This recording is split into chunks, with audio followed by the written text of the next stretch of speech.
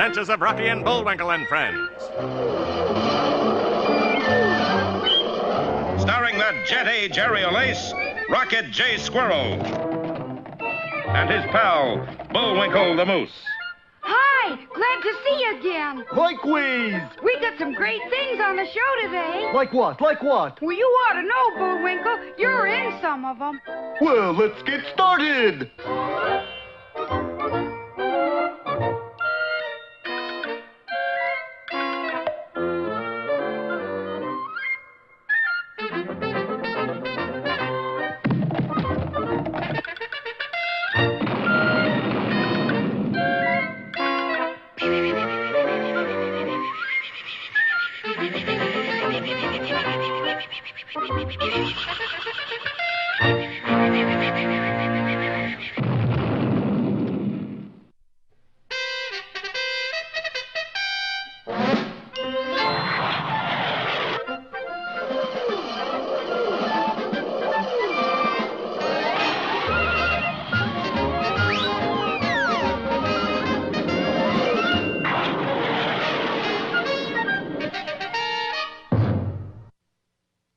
For many years, all the men who go down to the sea in ships, sailors, fishermen, garbage scow captains, have heard and repeated the story of the legendary whaling whale, Maybe Dick. Maybe Dick was supposed to be big enough to swallow a whole ship. Maybe. He could swim faster than any vessel in the sea. Maybe.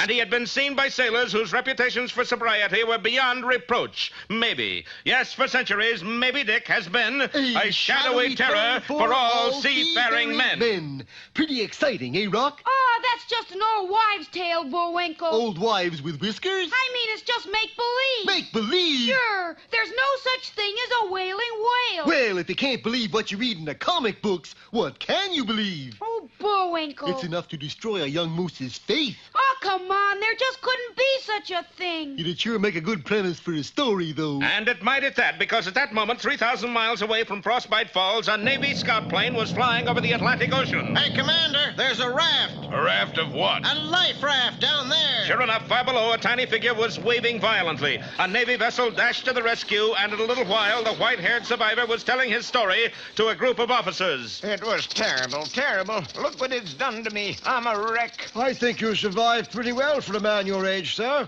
My age? I'm 22 years old. And the castaway told his horrifying story. It seems that just a few days ago, he had been the young, vigorous captain of a fishing boat. Then one afternoon, he suddenly heard a strange sound. Hey, Cap, what's that noise? What noise? That mournful wail. Maybe it's a mournful whale. But the captain had guessed far better than he knew, for at that moment, a huge shape hove into view. Cap, he's gonna swallow us. And as the frantic seaman leaped overboard, the gargantuan whale did swallow the entire boat in one bite. Or at any rate, that was the castaway's story. What do you think we ought to do, Commander Binnacle? I think we ought to give this story the same consideration we do to any new idea. Yes, sir. And so in a short time, the unfortunate castaway was safely ensconced in the Happy Hatch. But I tell you, there was a whaling whale. Why won't they believe me? Ha! They won't even believe me. And you know I never lie. Why? Who are you? George Washington. That might have been the end of the whole episode if it weren't that the next day, 3 more ships disappeared. Liners lost us whales. Maybe Dick strikes again. The Navy immediately sent out a fleet of destroyers. They disappeared without a trace. That did it. People by the thousands canceled their sailing plans. So did the ship's crews. The shipping industry was on the verge of ruin. Then that great shipping magnate, Pericles Parnassus, came up with his great idea. American people are loving fishing, right? Yes, sir. They will fishing for anything, right? Yes, sir. Then we offer it free boat and tackle to anyone who will fish for Maybe Dick.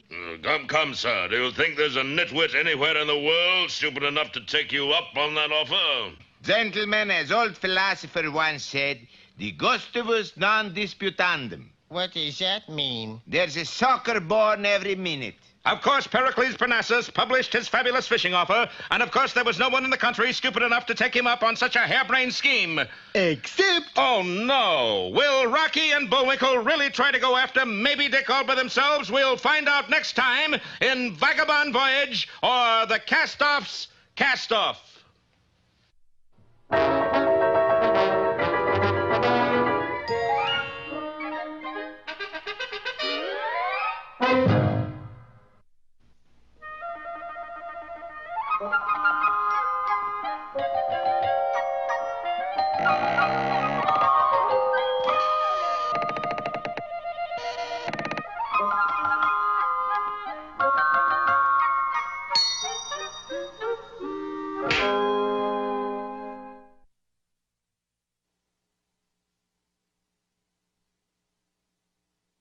Once upon a time, there was a handsome prince who one day, while riding through the woods on his white charger, saw a very strange sight. For there, in a clearing, was a most beautiful maiden in a glass coffin, surrounded by 7 funny-looking little men.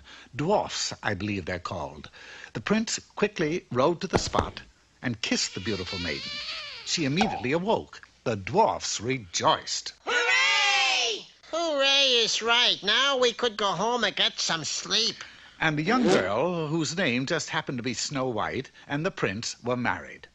Soon after, the prince was made king, and they lived happily for many years. Then one day, the king's wife presented him with a beautiful son. At 5 a.m. in the morning. Here, you walk the floor with him this time. And the king did. Night after night, year after year, the king walked the floor with his son, until finally, 21 years later... Oh, stop that! You are now a young prince, just as I once was. It's time you quit blubbering and go out to find yourself a bride. Bride? How do I do that? Well, do like I did. Wander around the country till you find a beauty under a spell, then you kiss her. That's the way I met your father, son. That's right. Poison apple, wasn't it, Whitey? With that, the king promised his son a kingdom of his own when he found a bride, then sent the boy into the world to seek his true love. The young prince wandered about for several years with no luck. Then, one day, he chanced to learn of a beautiful maiden who was being kept in a high tower by a wicked witch. Her name was Rapunzel. Rapunzel? She? What a name. Seeking out the tower, he found it to be very high, with the only entrance being a tiny window near the very top. As he watched from the cover of a thorn tree, the wicked witch suddenly appeared and called out in a loud voice, Rapunzel, Rapunzel, let down your hair, so that I may climb the golden stair. The prince was startled to see shafts of golden hair tumble from the window, so long that it reached the ground, and the witch climbed up them. Soon after, the witch clambered down and was gone, and the prince approached the tower and called out just as the witch had done. Rapunzel, Rapunzel, let down your hair, so that I may climb the golden stair. He climbed the hair and found it attached to the most beautiful maiden he had ever seen, and he immediately fell in love with her. Beautiful hairy one, let me take you away from all this. I'm with you, but how do we get out of here? Easy. We'll climb down your hair together. But at that moment, the witch flew in on her broom. So! Which was just as well, for both of them, climbing down Rapunzel's hair wouldn't have worked anyway. Furious, the witch flung the prince from the window. And turned to the frightened girl. I warned you about this. No cooking, no pets, and no visitors. With that, the witch pulled out some shears and cut off all of Rapunzel's lovely hair, then turned and sped away on her broom. Undaunted by this minor setback, the prince gathered himself together and called up to his true love. Don't worry, dear. I'll think of some way to get a rope to you. Finding a rope, he then bent down a springy tree to its limit, forming a catapult. Climbing on, he released it, and it flung him high into the air and towards the tower. But his aim was a tiny bit off, and he missed the window ever so slightly. Next, he tied some strong bed springs to his feet and began to bounce higher, higher, and higher, and higher. But again, his aim was slightly off. You'd better skip the whole thing, dear. The only way you'll ever get up here is to fly. Fly? That's it. I'll fly up. Oh, don't be cuckoo. You don't know how to fly. Not now, but I'll learn. The prince dashed off, and for the next 6 months, he closely watched the birds in the woods, copying every move they made. Then finally, after much practice and perseverance, by flapping his arms wildly, he was able to fly. Yahoo! Hang on, sweetie. I'm coming. He quickly flew back to the tower, but when he arrived, he found the one thing he hadn't thought of leaning up against the tower, a ladder. And Rapunzel was gone. Dear John, I have gone off with a prince named Charming, and he is, too. Love, Rapunzel. Oh, the poor prince was broken-hearted, and he could be seen forever after crying and flying around and around the empty tower. And, of course, the moral to this story is that if you laugh, the world laughs with you, but fly, and you fly alone.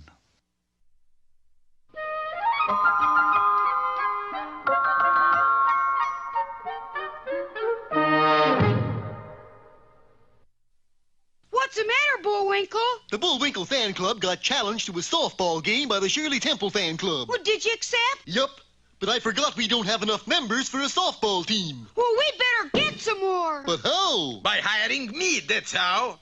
Who you? Jim Moransky, world's greatest publicity man. My card. Publicity? You sell it. And for first publicity stunt, you go over Niagara Falls in a barrel. Isn't this getting publicity the hard way? It's okay, kid. I don't mind a little work. Good luck.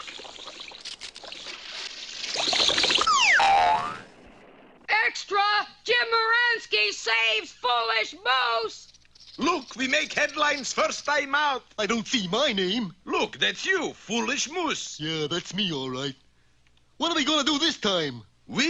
You're going to jump into Fireman's net down there. Nice crowd, huh, kid? I'm supposed to hit that teensy-weensy little net? That's the fireman's worry. You just got to jump. Rest is up to them. Well, I'll make it easier for them. How? I'm gonna get down and jump from the first floor. But... Stand back, I'm coming in. Jim Moransky coaxes moose off ledge. How come you get your name and picture in the papers and all I ever get is moose? And where's all the new members? Right here. You want to join the Bullwinkle fan club? No, we want to join the Moransky fan club. Sorry, kid. That's fan club biz.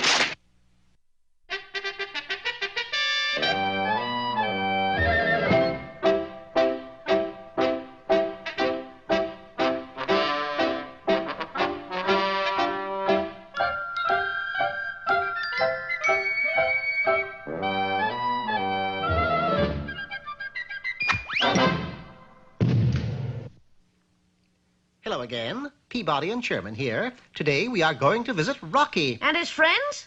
Mountains.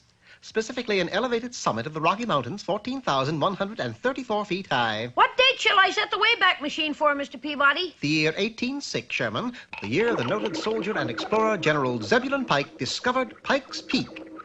The Wayback took us to the base of the Rockies, where Pike's expedition was encamped. We arrived at a highly dramatic moment. You heard me. Climb down off those rocks or I'll start shooting. Look, General, we came with you to help discover Pike's Peak. The only thing we discovered so far is that you're a coward. Right. We've been here 6 months and you ain't climbed the Rockies yet. Don't get uppity with me. I said I'll climb and I'll climb. Yeah, but when? I'll climb tomorrow. Zebulon Pike went into his tent and we followed. Inside, we saw the general talking to a table. All right, you Pike's Peak, you. Now you hold still and I'm gonna climb you. I gotta make it. I did. I did it! You all right, General? Oh, yeah. You suffer from acrophobia, don't you? Fear of heights. You bet I do.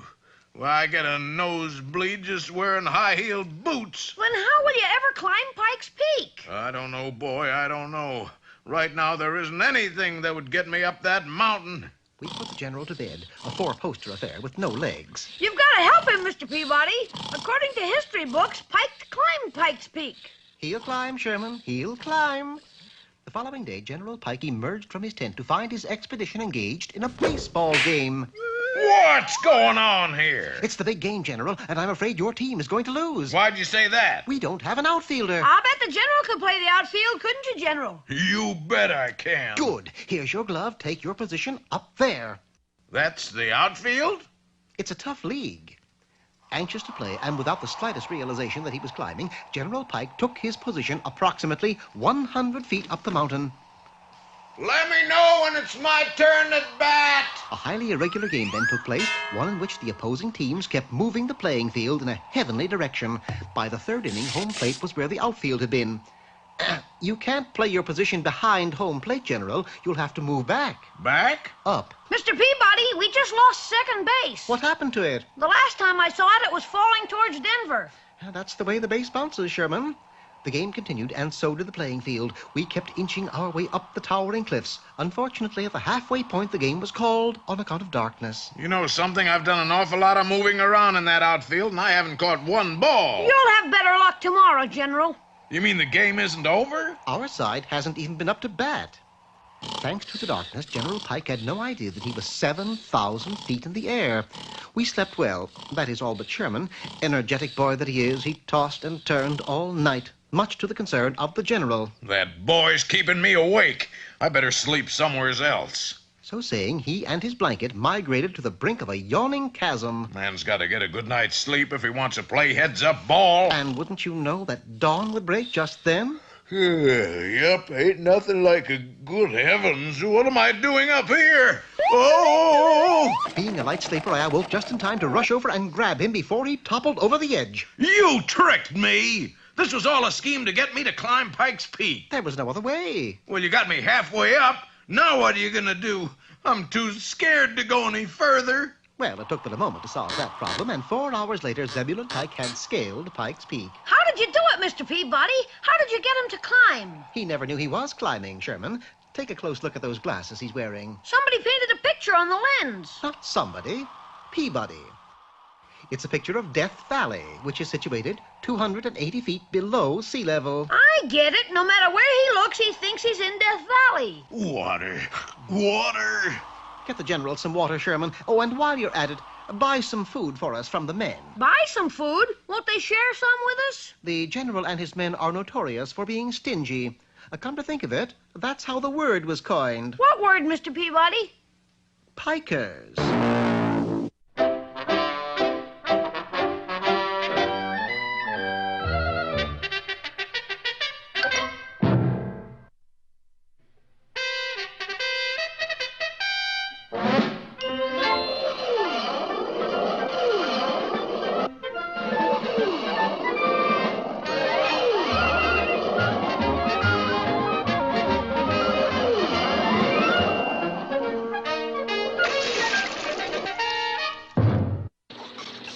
Last time, you remember, the world's shipping industry was being destroyed by that whaling whale, Moby Dick, who engulfed whole ocean liners in one big bite. A fleet of Navy destroyers was sent to destroy him, but disappeared without a trace, except... Of course, people canceled their sailing plans, crews deserted their ships, even the rats got off. Things looked very black. Everyone was worried. Not everyone. Who are you? I'm president of an airline. Boom! As a last-ditch measure, the famous shipping tycoon Pericles Parnassus offered a free fishing boat and fishing tackle to anyone who would go after Moby Dick. Of course, there was no one stupid enough to fall for that. Of course not. No one dim-witted enough to take him up on such a crafty scheme. He can't fool me. No. He's got to supply the bait, too. Oh, dear. A week later, Rocky was surprised when 2 burly men knocked at his door. You Rocket J Squirrel? Yeah. You Bullwinkle Moose? Me, Bullwinkle. Who, you? Me come. I'm from Parnass. Mighty pretty country around there. Once they was... That's Pericles Parnassus. And this is Frostbite Falls, Minnesota. It's a dead standoff, all right. Oh, you gonna play it cozy, are you? They're chickening out, Benson. Who's chicken? Who's chicken? Then you will go fishing for Moby Dick, huh?